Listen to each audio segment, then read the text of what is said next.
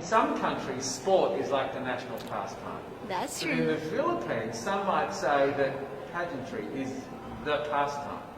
That's true. You know what? In the Philippines, we have pageants all over the places.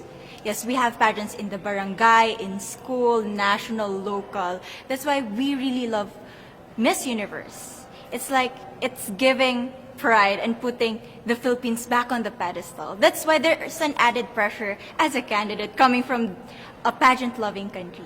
But it's a good pressure. I always look up to our former Miss Universe Philippines. They really did well in the competition. And now this is my time to show who I am, to offer what RABIYA can show to the rest of the universe. So I'm very happy, and at the same time, I'm excited to make all my kababayans proud, and hopefully I do. Why do you think it is that the Philippines love pageants? They have appreciation for beauty. We do love pageant because we used to think that we wanted to be included in the world, I have to be honest, in the Philippines, my skin color used to be not the standard of beauty. I was obsessed whitening my skin because these are the kinds of beauty queen we see on the mainstream. But things were different now. That's why I'm very proud to be a morena. In the Philippines, we call it morena. It's brown skin girl. And to be able to represent, my color, my identity as a true Filipina. Tell me about your journey to being crowned Miss Philippines. In a world that, in a country I should say, that loves pageants. That must have been a very intense process. Tell me about, your journey to being Miss Philippines. Well, my journey was crazy. You know what? I started to be a dark horse. Nobody noticed me. Nobody knows I was in the competition up until the preliminary and the coronation night. And when I won, I received different comments. Of course, there were people who didn't expect me to do well, who think that I cheated. That's why I need to redeem myself in Miss Universe. I really need to do well in this competition. And the thing is, I love pressure. I love criticism. I get better every day with that.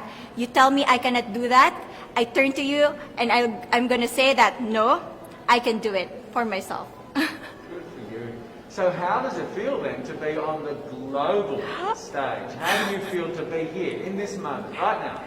It's crazy, but I'm overwhelmed with the support, not just from the Filipino community, but also from Thailand, Latin countries who do appreciate me as a candidate, as a person. It motivates me that I am beautiful, I can offer so much in this world, and when somebody believes in you, it gives you that extra energy to really do well and perform well. Do you have a sense with the girls, all of the girls competing, you're competing, but is there a sense of camaraderie with all of the girls? Is there a real spirit to, sort of motivate each other to do better? You know what? I have a different idea about Miss Universe. I thought it's going to be very competitive, in a healthy way, well, of course. But now I can see every girl helping each other, from fixing those hairs, from trying to zip up those outfits. It speaks of the closeness and the kind of camaraderie that we want to have. The goal of Miss Universe is not just to crown one girl, but also to build a genuine and long-lasting friendships among us. Would you say within the Miss Universe world, the contestants, is there a sisterhood? Are you sisters? There is sisterhood. I can say I was able to talk to different representatives from different backgrounds, different cultures. And despite our differences, there's so much to be highlighted in what binds us together. And that is because we want to empower women. We want to have our advocacies. We want to speak for the things that we love. And that's a celebration of women and the beauty that we have. So coming out of this week, obviously you would love to be crowned Miss Universe. Of course. And that would be wonderful, of course, for any of you. But what else will you take out of this week? What do you think you'll feel at the end of this week, regardless of the result? How will you be a different person? It's the growth and the development that I was able to have during preparing for this training. I will be honest, there was a moment that I lost my identity.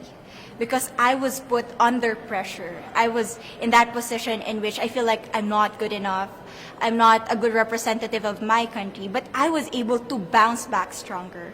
And if I was able to do that for Miss Universe, I will be able to do that in life. That is my greatest takeaway from Miss Universe. Okay, so the Philippines have a huge amount of fans. Yes. I want you to give us a little bit of a message to the fans here and at home. But send a message. What would you say to all the fans in the Philippines? To all my fans from the Philippines and from all over the world, maraming salamat po. Thank you so much for loving me and for believing in me. It means a lot to somebody who is so naive in this industry, who has no idea how to become a beauty queen on the first day of my journey. But because of your love and support, I was able to be the woman that I am today. And regardless of the result, I may or I may not win the crown, but one thing is for sure, I'm gonna make you all proud.